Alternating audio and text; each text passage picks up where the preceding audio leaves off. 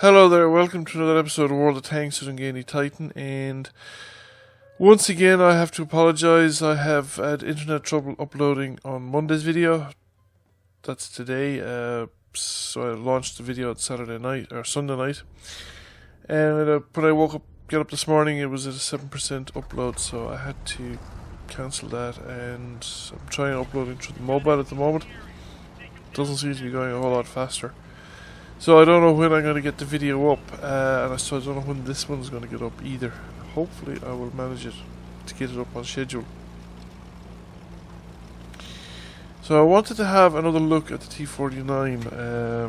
I finally unlocked the 152mm Gun Launcher XM81. This is the infamous derp gun variant of the T49, and well, actually I have reverted back. I mean, I did this about a month ago, but with all the delays and interruptions to my YouTube channel over the last month, I haven't really had an opportunity to share my thoughts on it with you. So it was a lot of fun, but it really, I think, only worked insofar as it worked. It didn't work reliably even when I was playing it.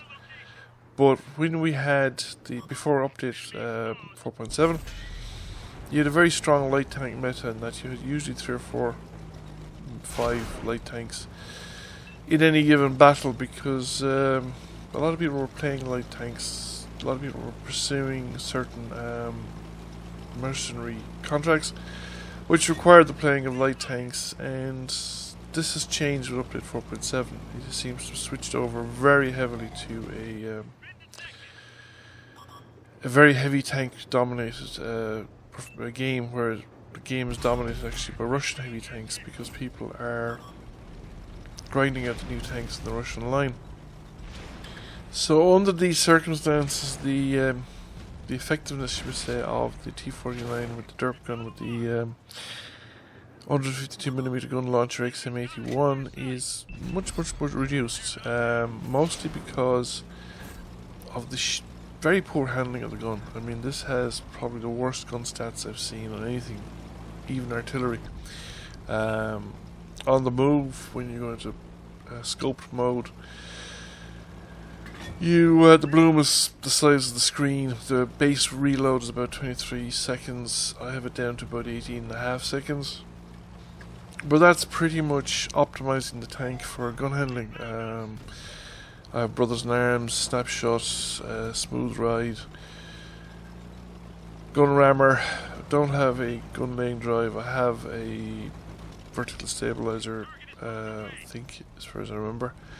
I have vents and food, so as to maximize all the skills and minimize the soft stats of the gun. That is the bloom on the dispersion, on when the turret moves, when the tank moves.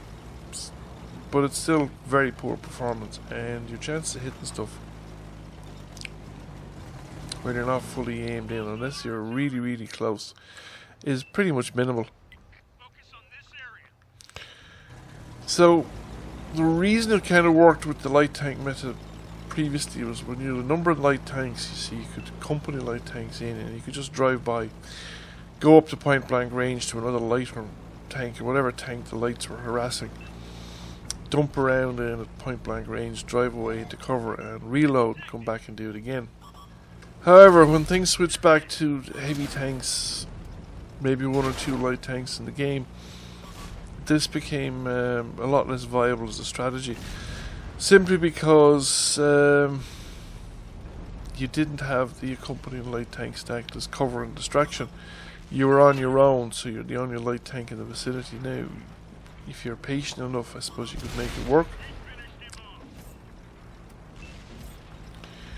But personally, I didn't really have the patience for it.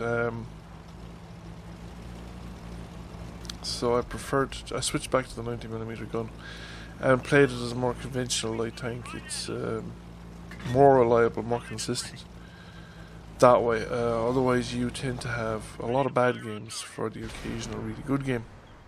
Whereas with the 90mm gun, you have a reliable performance, you have a reliable basis of performance, and I just happen to prefer that for a light tank rather than taking my chances with the derp. So you can see here it is very effective against light tanks, but you really do need to be at point blank range to make the shots count. It's quite easy to miss, and the variability of the damage output is huge, especially at the high tier tanks, because you're up against very well armoured tanks, with a lot of them with spaced armour. You're going to see an example up shortly with a tank destroyer that's going to demonstrate exactly what I'm talking about. But essentially, one of the things that the advantage, we said, the KV2 has is that most of the KV2 is facing a solid armour, flat armour, and therefore the minimum damage is kind of reliable. You rarely do less than 300 points of damage with a KV2. 350 became the average for a non-penetrating shot. You might occasionally have a 200 or 250 point damage round, whereas here, you can see here now, trying to hang on to the back of this guy in a ravine is very difficult. And we've put one round into, we did less than 300, we did that in like 250. Another round there, we did less than 300 again. And if it weren't for the Conqueror, I don't think, well, I don't think I'd have survived or lasted as long as I did. The combination of myself and the Conqueror meant that we could get rid of this tank before he was able to get another shot off at me. As it turns out, I don't survive the encounter anyway, because the Ravelese pokes out over the top of the ravine there and gets me before I get out. So it is, it's a very schizophrenic kind of tank. This thing completely changes the character of the tank. It's a completely different playstyle to what you'd be playing light tanks traditionally as, and it's not one that I'm particularly comfortable with, but it can be fun when it works. There is nothing like derp guns when it pays off, so to speak, but I think in this case the gun handling is so poor that the payoff is very infrequent and probably not worth running this particular gun. Although your mileage may vary, it depends on who you are and your playstyle a lot. But I tend to prefer a scouting role, an effective scouting role, and a sniper role for light tanks. I like the opportunity to be able to snipe from cover, and I'm less with the drive-by stuff until later in the game, or until I know that if there's a mob of light tanks going in. Yes, I will join them on that, but I'm much less effective in that style of play.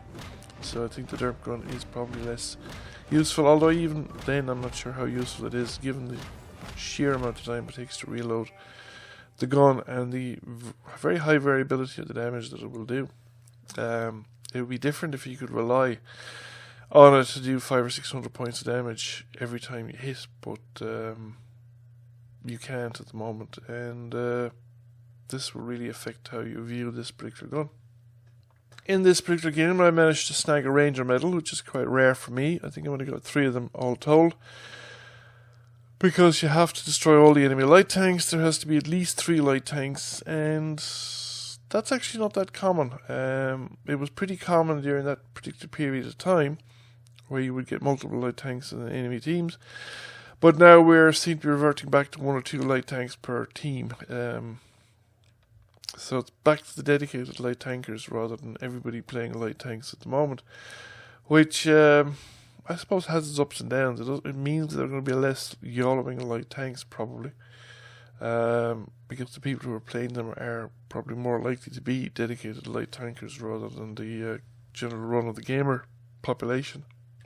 So that's it for the T49 with the top package. I hope you found the video interesting and enjoyed it. If you did, please give it a like and a thumbs up. If you've not already done so, please subscribe to the channel. I will catch you all again soon. Bye for now.